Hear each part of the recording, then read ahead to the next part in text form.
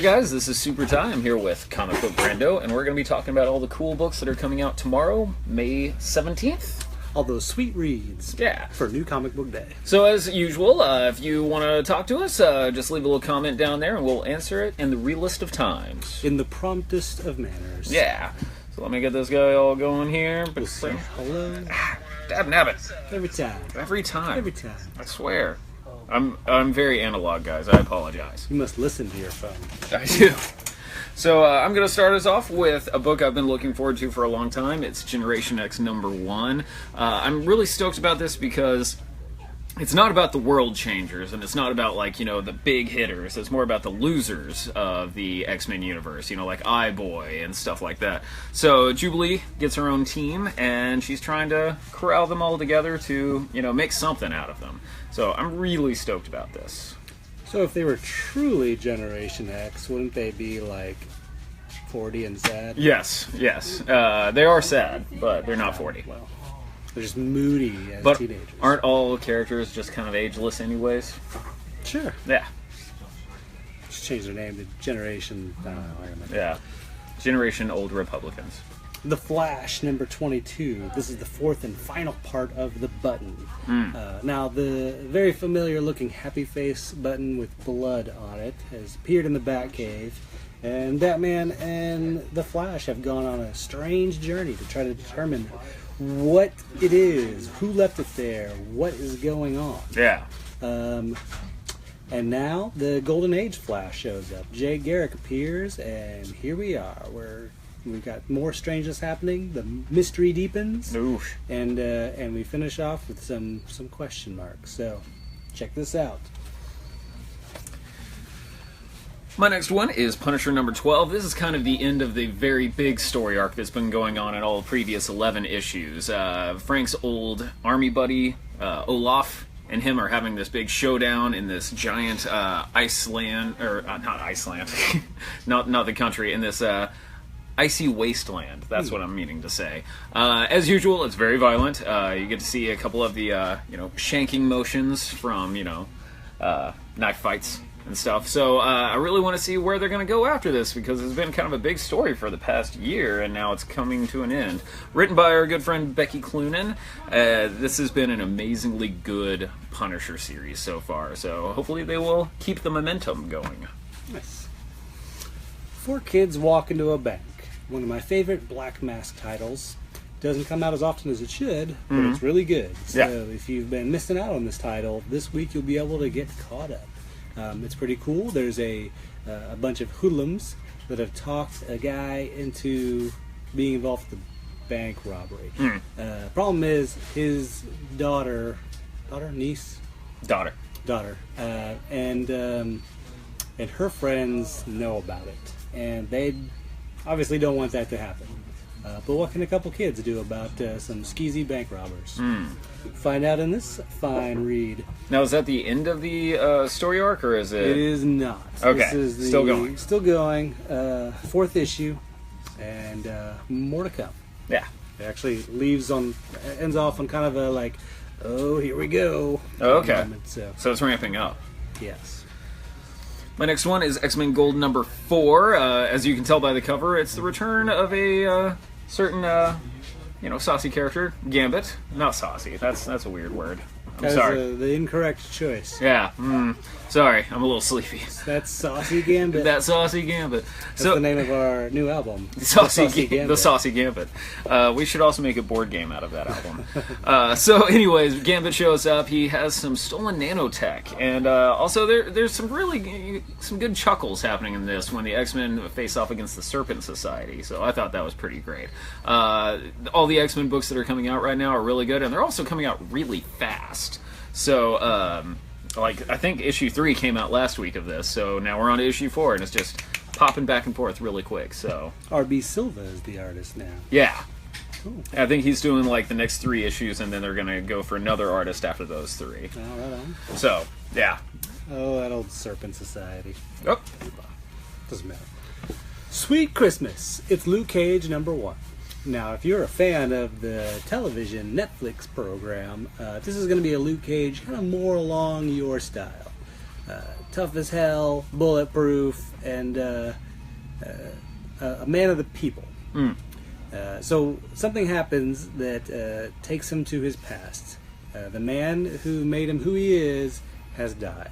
And of course that leads to a mystery itself. Apparently that man, that scientist, had still been working on people. Helping people, doing good things, but bad things may have come from it. So Luke Cage is going to find out what's going on, and he goes on a little road trip and dives into his past. My next one, which the first issue blew me away. This is Nick Fury #2. This is such a cool series. It's got an overarching plot, but each issue is kind of a one-and-done story. Kind of like the first story arcs of Planetary, where, you know, there's a big thing going, but each issue is like its own little story. The thing that got me the most was the artist, Akko, because it's reminiscent of Steranko's kind of stuff, but as you can tell, it's just like crazy colors and, you know, that kind of retro feel to it. So the whole point of this one is Nick Fury is in space, and that darn agent of Hydra is what's her name? I'm sorry, Frankie Noble is just keep on being a thorn in his side. So I'm really digging this. Hopefully you guys have picked up issue 1. We still have copies of it, but grab 1 and 2 because this is like one of my new favorite series for Marvel going on right now. Would you call it a spy-fi adventure? It is spy-fi, which is a new genre that needs to really get going. Batman #23. There's a murder to solve in Gotham City, and Batman's going to need the help of a hulking Earth Elemental. That's right, Swamp Thing's going to show up. Excellent. And Alec Holland has his own insight to add to this case. I think this is like a one-shot story, and you can pick it up and try it out and give this a read. And if you are unfamiliar with Swamp Thing, it's okay. It tells you pretty much everything you need to know. Nice. It's a done-in-one story, and I always like seeing Swamp Thing and Batman together. It doesn't seem like it would work, but it really does almost every time. It it doesn't happen a lot, but when it does, it's always pretty special. Nice. And of course somebody's calling me, and I don't know who they are, so I'm ending that. I've been getting a lot of, have you been getting a lot of, like, telemarketer calls? Not on my cell phone. I've been getting so many, and oh my god! It's happened again. I'm not a fan. If I do know somebody in Grapevine, I'm sorry, but I'm busy. He's like, I'm watching you on the Hey, who's this? Hey, what? So my next one is The Wildstorm. This is issue #4. Man, Warren Ellis is really doing it in this. He's rehashing old characters and giving them a new light, which I've been very enjoying. I've been enjoying it very much. I'm sorry, my word syntax is horrible today. I apologize to everybody. Every week. Well, not every week. No, I'm actually doing pretty good recently. So Did you just say that? Man. Hey, Angel. How you doing, man? Hey, we're doing good. So, anyways, this series has been really great. We have every single issue so far, and man, the artwork's great. Warren Ellis is committed to 2 years of this, which, if you're familiar with Warren Ellis, he doesn't really do a whole lot. A lot of action, a lot of old characters. Man, this is awesome. Coming out regularly? Yes, coming out on time, which is awesome. So definitely be reading this. Yeah, I really enjoy that. Yeah. Definitely be reading this. Definitely be reading this. That is my new t-shirt idea. Man, we just need to like make our own like merch kind of like company of, like albums and games and t-shirts. The Saucy Gambit. The Saucy Gambit. Star Wars #31. This is part 2 of the Screaming Citadel. This is the big overarching story that's going to be running through most of the Star Wars books. So Dr. Aphra has something that will potentially help Luke learn a bit about being a Jedi. The problem is they've fallen into the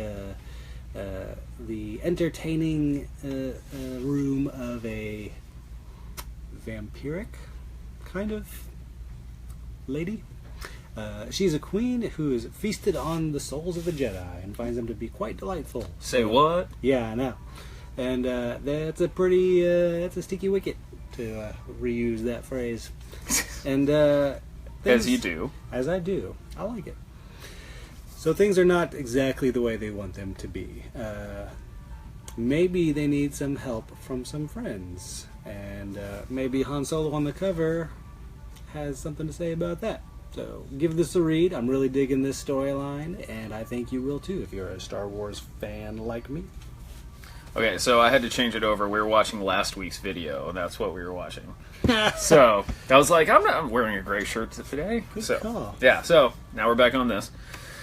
My next one is Superman. Man, we are just firing on all cylinders. Yeah, we're just today. doing great today. But that leads to movie magic, right? We preemptively said hello to Angel. Yeah, I'm sure he's watching. As soon as you pop on, it's out there for you. Yeah. Superman 23 is coming out tomorrow, and this book, man, so a character that's been kind of in the background since issue 1, this friendly neighbor, is starting to do some bad stuff around with, Clark, Lois, John, and it turns out it's the machinations of a little used character in the past, which I'm actually kind of stoked about when you find out who it is. Would you like to see? I want to see. Yeah, but you guys don't get to see because we don't do spoilers here, but it's that guy. Oh, huh. Yeah, so he's showing up. So, as I've said many times on these videos, the Superman books are really great, and you should be reading them because it's just pure fun comic book stuff, so... The most popular has been in years, too. Yeah, it's been amazingly good. Jump on board. Harley Quinn. Her future is finally catching up with her. Wait, what? What? What does that mean? Apparently she kills Batman at some point in the future. And an Avenger from the future is coming to... Not an actual Avenger, that's Marvel. A Justice Bringer of the future is showing up to exact some revenge for a thing that hasn't happened yet. Yeah.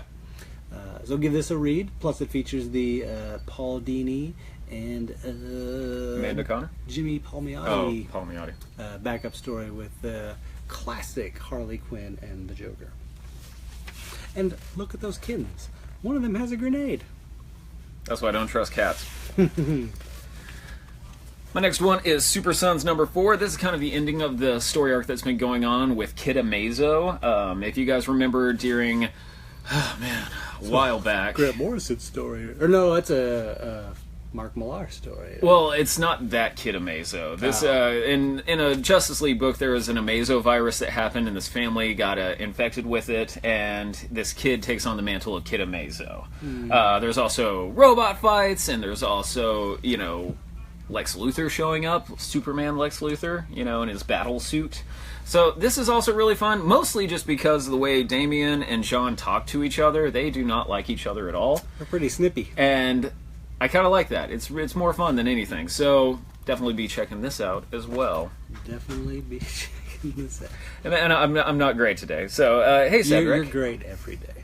I appreciate that, Brandon. You're a joy. Cedric says, hey, fellas. Hello, fellas. And I will say... Hello, Cedric. Hey, buddy. Low, number 18. This is Rick Remender's underwater-ish sci-fi... Extravaganza? Extravaganza. I wouldn't call it an extravaganza. That implies dance numbers and whatnot. This one has more death and explosions. The entire population is in danger. There's a bomb, but we're distracted by naked pirate fighting. This is a crazy book for mature readers. Yes. Enjoyable and interesting and, I hate that word, cool. Cool. It's I don't know what's going on. There's a lot of revenge, and I love the way Remender writes something that's completely his own because you don't know what's going to happen. Right. You have no idea. Like, okay, well, are they all dead? Or what's going to happen now? So find out. I love the art on that by Ticini. He does some pretty crazy artwork, and I like his style. And in this issue, he draws some things that are somewhat surprising.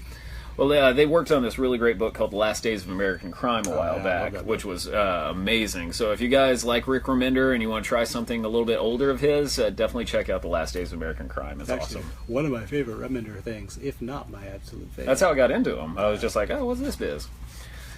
What's this biz? Yeah, biz. My next one is American Gods number 3. So if you haven't read the book and you have no idea what this is, basically it's the old gods versus the new gods, like Odin and Who else? Easter versus, you know, the gods of the internet and the gods of cars and everything like that. But it's a slow build to this amazing, amazing story. It's actually my favorite novel of all time. I read it like once a year. And have you watched any of the TV show? I have not. Dude, it is crazy. I heard it's pretty good. I tried an old password on my Stars app on my Roku at home, and it worked. So now I get to watch it. I was very happy about Have you that. been paying for Stars this whole time and didn't know it? I may not have. Then how does your app work? I don't want to. I'm standing on the fifth, Right. pleading the fifth here. Terrible. Yes, Or are you done? I am done. Secret Empire #2 continues the big Marvel epic that has everyone talking. Cap is a bad guy. He's in control of Hydra.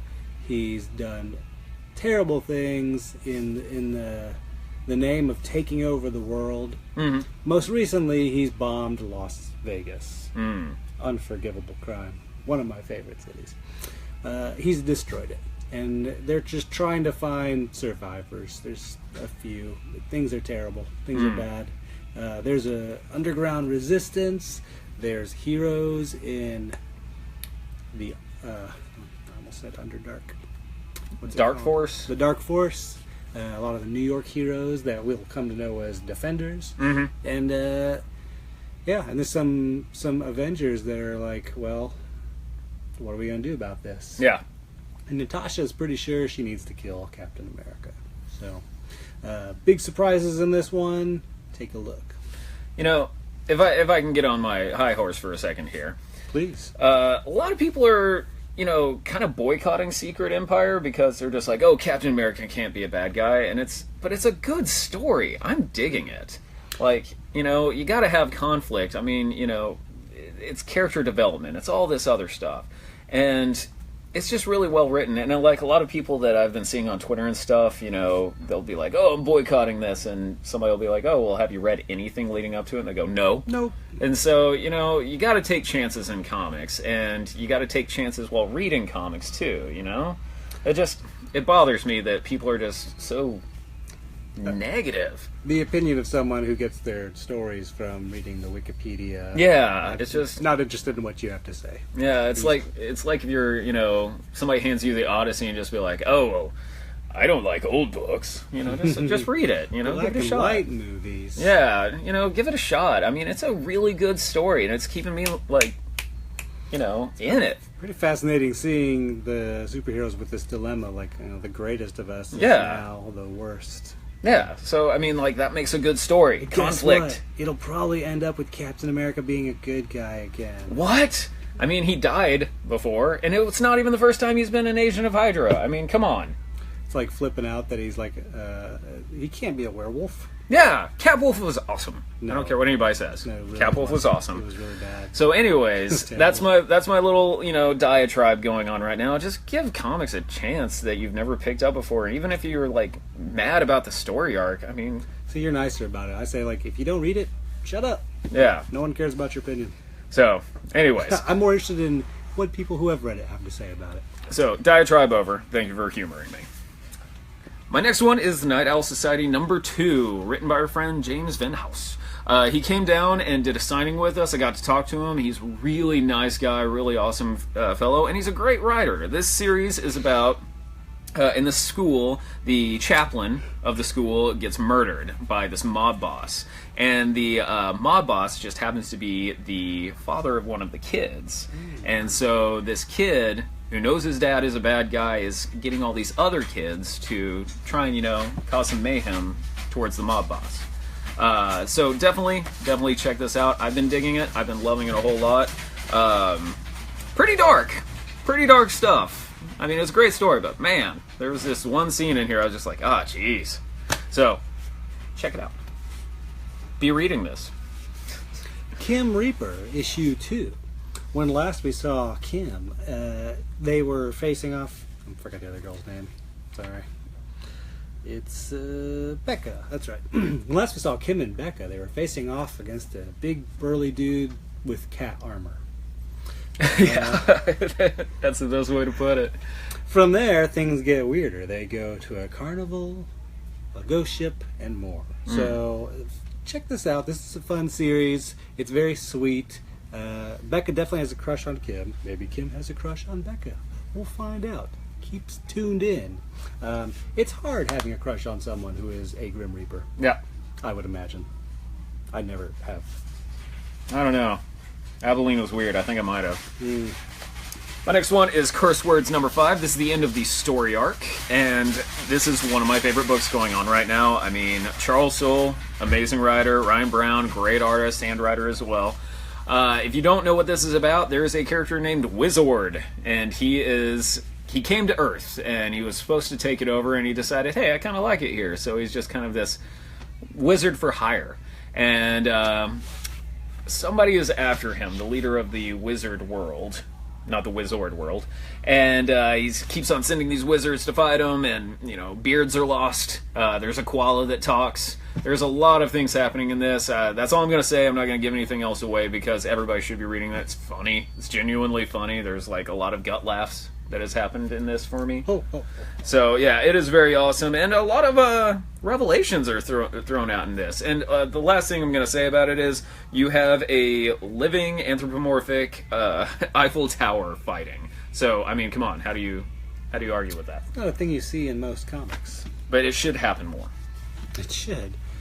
Batwoman number 3. She's still on that island, dealing with her past, acquaintances, and now enemies. The advantage to having bad guys and would-be killers as friends is they can help you get out of a jam, especially when you are head-to-head with a killer. So give this one a read. Let's see if this island can survive the battle. It's really strange. We usually have a lot of people talking to us. Hurts my feelings, guys. Ask us questions and stuff. My next one is God Country number 5. This is Donny Cates' runaway hit with Jeff Shaw. This is a really awesome book. It is full of a lot of really intense battles, a lot of brand new mythology, which I'm always a big fan of world building kind of stuff. So if you're not familiar with this, angry old Alzheimer's inflicted man, a green tornado hits his house, and the god of all blades lands in his hand, and it cures him of his Alzheimer's, and he's just, as long as he hangs on to it. So now the gods that own that sword really want it back, and he says, come and take it. Truly Texan thing to say. I was just saying, it's about as Texas as it gets. Yeah. So it's a very Texas book. If you are a fellow Texan, then you understand. Or if you've been in Texas for a very long time, you very much understand. It's an amazingly good series. You should be reading this. And my wife just texted me. So, oh yeah, and Cedric says that God Country is almost over. Yeah, it's just a limited series. That's all it's going to be. It is a bummer, but good stories sometimes only take 6 issues. I feel like we could see more. Yeah, you never know. I feel like Image is very excited about the success of God Country and would be interested in having more of that book. And oh man, people now are sending us stuff. Jumping in now. Angel, thank you very much. I'm trying to be as understandable as I can. Working really hard. I'm trying. Invincible Iron Man number 7. Riri is she's got a good thing going. She's just been given the keys to Tony Stark's lab. People are interested in her. She gets to fire repulsor rays out of her hands while flying around in yellow and gold. Things are going pretty good. Until they don't. Yep. She ends up in a fight in this issue. I'm not going to say with who. Doesn't go very well. Will-O-Wisp. Oh, really? Yeah, really. Okay, cool. That guy. Okay, awesome. Unexpected. I did not expect that at all. Yeah, so she gets to find out what it's like when things don't necessarily go her way in this issue. This is something that Wicked and Divine has been doing recently, and it's very cool. They do little snapshot issues for all the different years that the gods have been coming back and forth. Like they did one in the 1800s, and now this one is in the year 453 or 455. And it's old school. Yeah, and it centers around the pre-incarnation, one would say, of Lucifer, and he just happens to be the Julius Caesar of his time in Rome. There's some pretty disturbing images in here, but there's also some really great stuff that happens in there too. I like the, just single little snapshots that are happening there. I'm looking for the disturbing scenes. It's pretty rough. Yeah. Oh yeah. Yeah. Yeah. Yeah, it's pretty. It's cool. I mean, as a Hellraiser fan, I think it's cool. So that's the best way I could put it without showing you. Okay, how do I talk about Girl Scouts Magic Socks? This is the new Girl Scouts story from Jim Mahfood. What do I tell folks that don't know about them? It's three girls, three young women who sell weed disguised as cookies, and they are sometimes mean. Yep. Sometimes they beat people up for money, or just take money. It's not an all ages book. No, by any means. It is definitely for the mature audience, or aged immature audience. And it's got this cool like street art style of Jim Mahfood. If you're familiar with his stuff, you are probably a fan. He's really great. It's very kinetic. I'm afraid to show a random page. It's not too bad, but like, there you go. Yeah. Very rad. I like his artwork. It's very scratchy. Yeah. He has the drawing in our bathroom. Oh yeah, he does. He does. Yeah. And I love his stuff. It's good to see him doing a book again. He always takes like long breaks in between. Like you'll get art books in that interim, but I'm very excited to see a new comic from him. Love his style. Love to see him back on the shelf. Welcome back, Jim Mahfood. Cedric, I don't understand. What issue again? 2? I don't understand what that means. Could you clarify for me? The Wicked and Divine, as far as like the grotesque imagery. Yeah. Maybe. Yeah. Garrett, you're bailing on us to watch The Flash? We understand. It's understandable. It's cool. It's a good show. You can always watch this later. Yeah. My next one was a really cool, fun little crossover between two titles of Miles Morales' Spider-Man and SpiderGwen. It's called Sitting in a Tree. The cool thing about this is Miles and SpiderGwen, even though they live in different dimensions, team up to, do some interdimensional Spideying, I guess. Yeah, and some smooching, maybe. One thing that really made me happy in this was Peter Porker, Spider-Ham, showed up, and that's always... Because why not? Because, I love Peter Porker. So this is very fun, this is very cool, a couple of heart-wrenching moments, and a couple of future surprises, maybe? Who knows? So definitely read this if you haven't already. The Flash. There's a creature made of shadow appearing in Central City, and Kid Flash, the young charge of Barry Allen, Wally West, decides he's going to go help out and investigate. Things do not go well. So there's kind of a breach of trust between Barry and Wally now. This volume, Volume 2 of the Rebirth Flash series, will hope to mend those wounds as they deal with the Shade and his uncontrollable powers.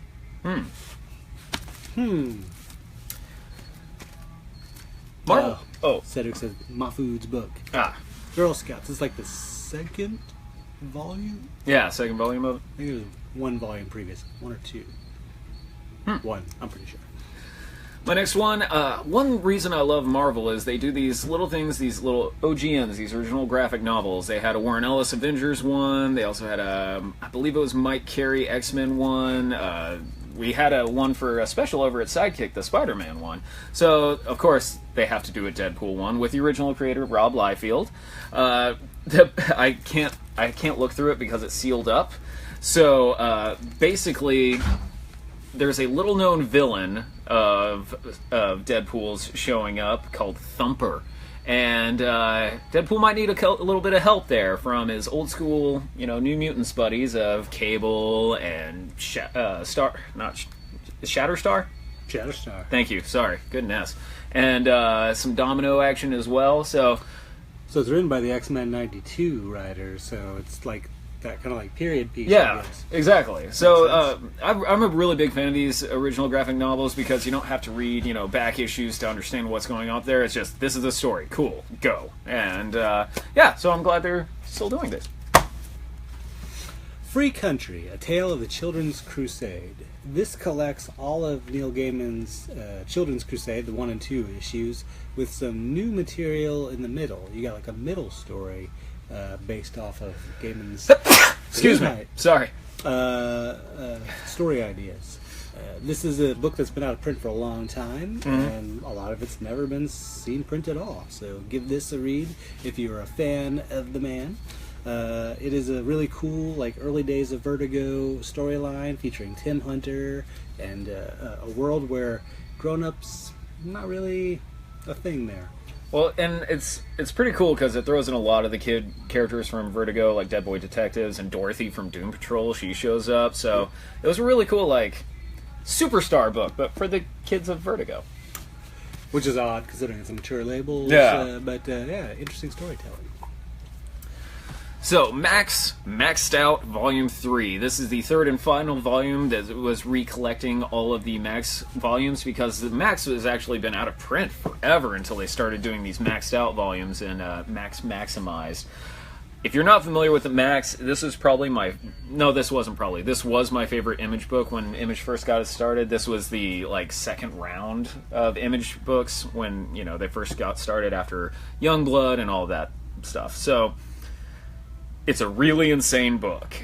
This character named the Max, he's either a giant rabbit in a blue costume, or he's a homeless man, or he's a family guy that lost his mind. You're not really sure. There's also Giant Yellow Slug, a great character named Mr. Gone. This one is probably mostly Sarah's Outback, right? Yeah, this is a lot of Sarah, one of the characters. So everybody has their own Outback, which is, a place where their mind can go. And so it's about Sarah's Outback, and it's also the end of the series where you think it's going to be really sad, but it actually, okay.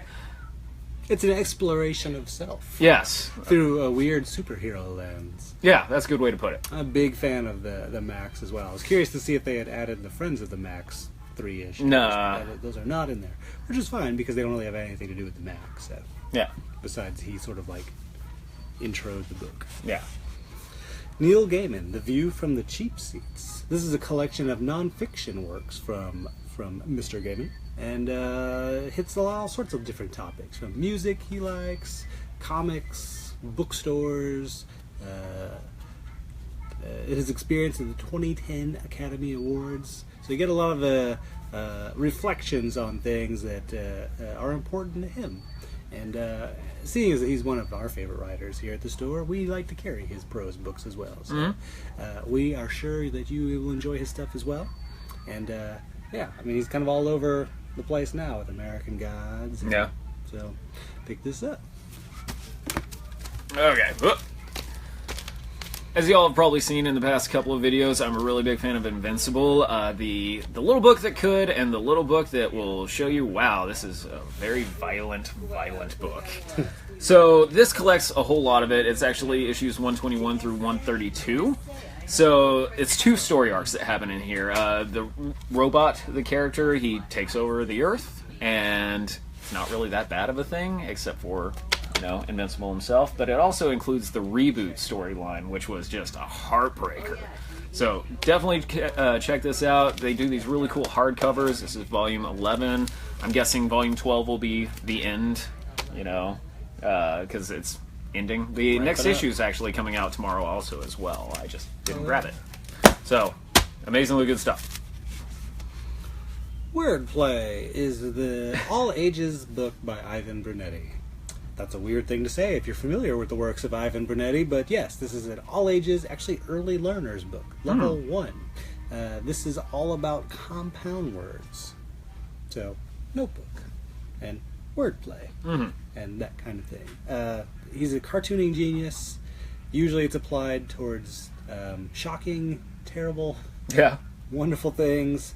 but apparently he's really good at doing all ages books too. So if you have a young reader that is interested in larger words and help them along with a higher reading level, this is a great intermediary step. So cute. You got to go again because I only have one left. Right. Tank Girl Gold is not for all ages, not for intermediary readers. It's for fans of Girl Scouts and Riot Girls and punk rock. Yeah. So Tank Girl and her friends have a bunch of gold bullion. What are you going to do with that? Well, you're going to time travel. Yeah. You're going to make a movie. You're going to do all sorts of fun things. Invent a national sport, even. Oh yeah, have a flip through. Love the art. It's no longer blanking on his name. Jimmy Hewitt. I was like, it's no longer his art, but I really like seeing this character drawn by like different artists. She deserves a chance to like sort of expand beyond that. And although I always associated his art with this character, it's fun seeing new people take her on. So yeah, give it a read.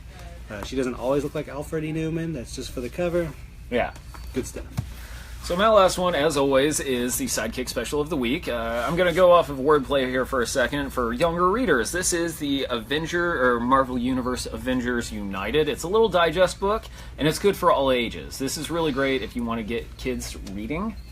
I used to work with kids, and the way I got them to read was just handing them a stack of comics. So I was like, here, there you go, and that's how, they got into it. So you should definitely check these out. It's fun for everybody. I mean, it's just a solid superhero story where, the Avengers all get together and have to fight giant menaces. So it's like classic comics. Yes, exactly, and that's great. So this usually goes for $9.99. We're doing it for $2. $2-ino. $2. I'm gonna pick up one. You could buy a dozen and just give them to all the kids you know. Yeah, So definitely pick this up for your younger readers or for yourself. Yeah, give it a read yourself. See if you maybe remember the days of like a done-in-one story. Yeah. So anything going on with you? Just another day. Just my usual stuff. We're doing Dungeons and Dragons tonight. Nice. Gonna film that, and they're gonna go to the fabulous city of Neverwinter, and probably get into some trouble there. We've got Joe Eisman's here on the 24th. I know. Wednesday the 24th. That's going to be really cool. The Archies one shot. Maybe you can bring your copies of Morning Glories as well. Yeah. What else we got going on? I don't know. My brain is at a nice lull post. Like the past month has been a whirlwind, so I don't know. Comics. That's what we got. Comics. Yeah.